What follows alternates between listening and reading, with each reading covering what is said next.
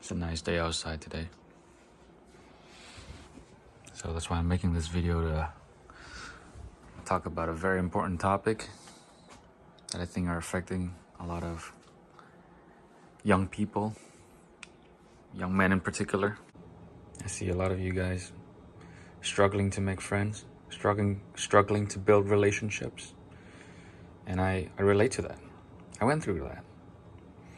That's why in this video, I'm gonna teach you how to impress friends and attract women. Well, women, men, whatever. Gender non-specific. See, the problem is that you think people don't like you enough. You think that people are not sufficiently satisfied with what you bring to the table. Okay? These bananas are not related to what I'm about to talk about.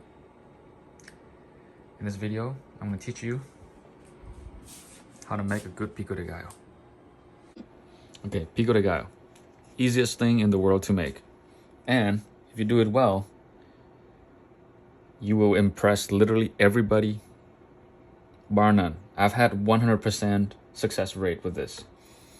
I learned this from this Mexican restaurant that I used to work at. Let me just watch these jalapeno real quick. Okay. So, start off with good tomato. Very important. You can get Roma tomato and, you know, whatever, the cheap kind, the $1 for a vine, whatever you have. And it's not going to cut it because there's no flavor to them. Texture is bad. They're not meaty enough. No sugar content. Horrible. But these are brown tomatoes. I think the specific brand is this one. I like these. Get Kumato as well. They're pretty good. Probably my favorite. Okay, so what I'm doing is I'm just dicing them up into cubes. Not much to it. Just be comfortable. Let the knife do the work. Oh, get a sharp knife. If your knife is not sufficiently sharp enough, what you're going to end up doing is you're going to crush the tomatoes. Well, the good thing about these tomatoes, they actually are pretty firm.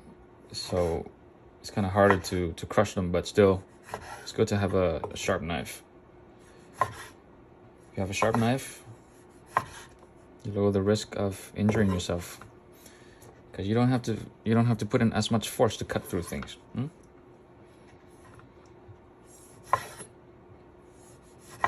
Okay. Not much to this. I'm probably gonna speed up through this part.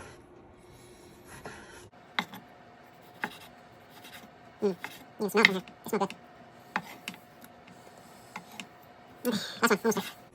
All right, quick tip on using a knife. Curl your finger, tuck your thumb back. I did this before. I don't know if you can see. Yeah, chop right through my thumb. Don't do that.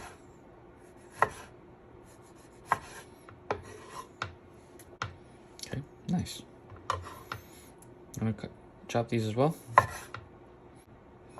Some people get rid of tomato seeds. At least I think my mom does so. I don't know why. I googled it. My mom said that tomato seeds are toxic. Yeah, I googled it. That's not true. You can eat them just fine. Or I think in order for them to be toxic, you'd have to eat an inhuman amount, which you're not going to be able to. Perfect. Okay. That's it. Tomato done. Okay. Next. Red onion. I guess white onion is fine too. I just like red for the color, maybe the flavor as well. But honestly, if you use white onions, nobody's gonna be offended.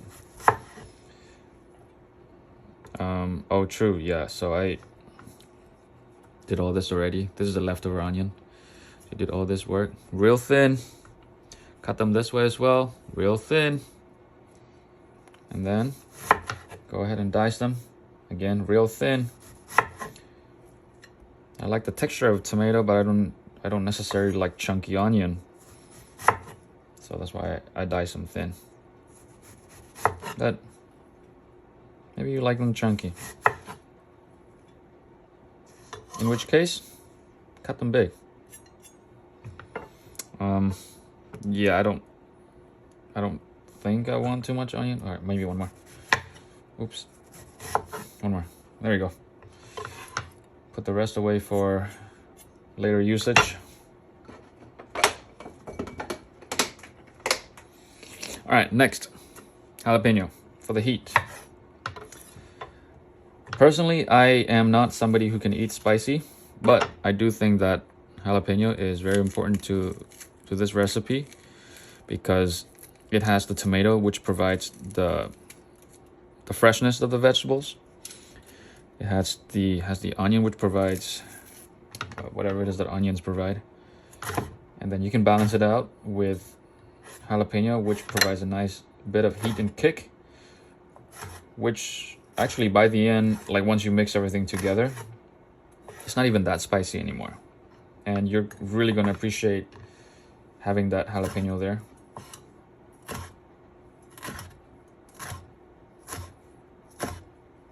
All right, this is how I'm doing it. I'm julienning, cutting them into thin juliennes, thin strips like this, which makes it easier for you to turn them around. Chop them real small.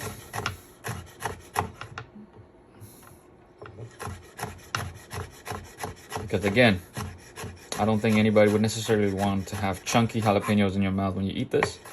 They're there to provide flavor. But if you're one of those people that like chunky jalapenos for whatever reason, cut them big. I'm sure that would be fine. Oh, that's the sound of the automatic feeder. Cat's gonna come out soon.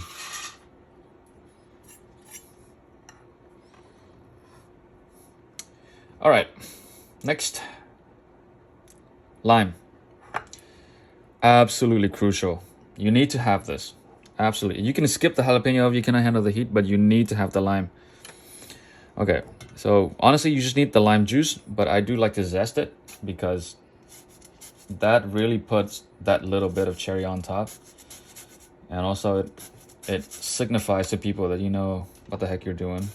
Because, come on, you have a microplane in your house? You have lime in your house? And you're gonna zest it? Everybody's gonna... I don't know.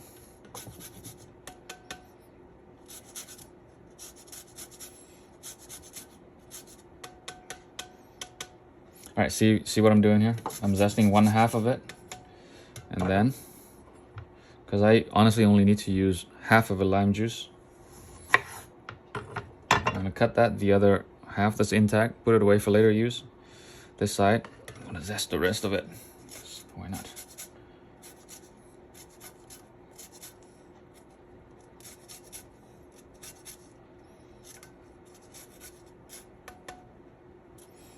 All right, beautiful. And then I'm too lazy to get the juicer out, so I'm just gonna squeeze it by hand.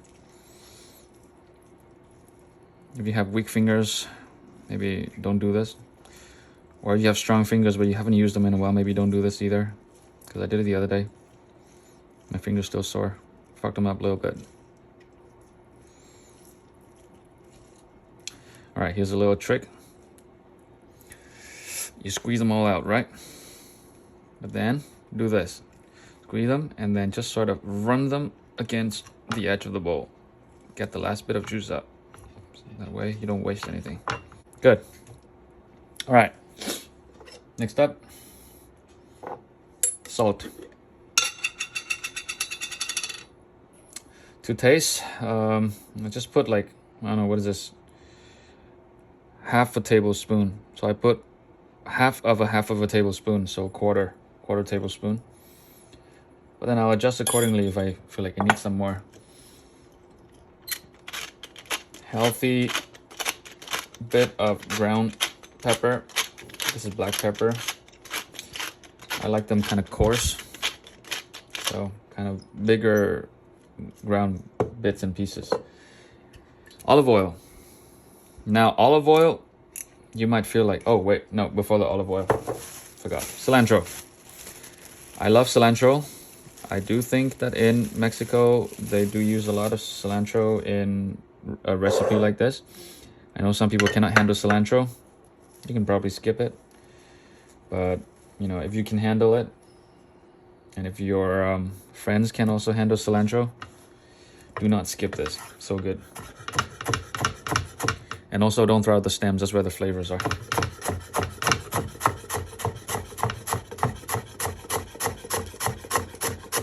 That seems about a good amount to me. Maybe a bit too much, but you know what? That's all good. Also, you're supposed to wash your cilantro before you use them. I just got lazy. Don't be like that. Wash your vegetables, guys.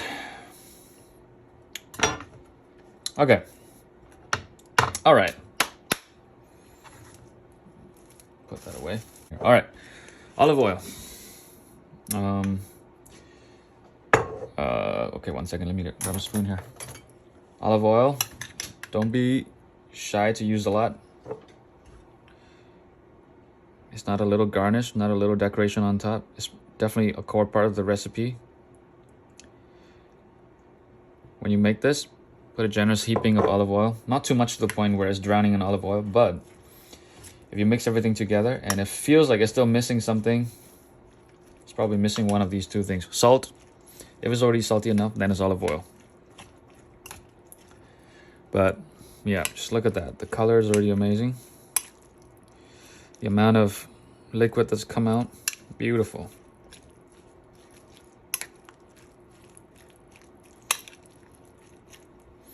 And do a little taste test. Don't put the spoon in your mouth. That's gonna ruin the whole thing.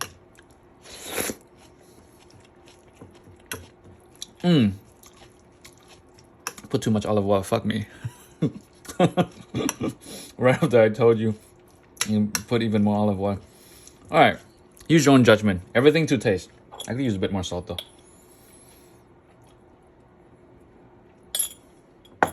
And there you go.